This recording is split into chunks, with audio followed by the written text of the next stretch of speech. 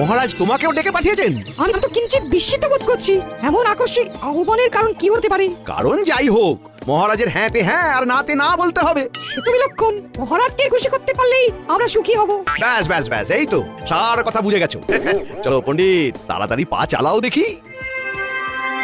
ওহ, যারা এসব বুঝতে পারবে তারাই তো এসে পৌঁছলো না এখনো। কি জানে আর কতক্ষণ অপেক্ষা করতে হবে।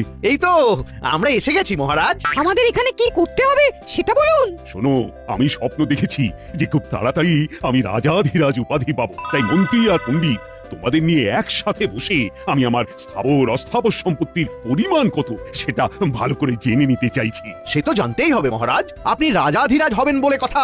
আপনার সম্পত্তির বহর শুনেই তো অন্য রাজাদের ঘুম উড়ে যাবে। তাই চটপট সব দেখে একটা পরিমাপ কর দেখি। কিন্তু এই বিষয়ে তড়িঘড়ি করা কি সমীচীন হবে মহারাজ? জটিল হিসাব যে সময় সাপেক্ষ। হ্যাঁ, সময় লাগবে বলছো? না না, হিসাব তো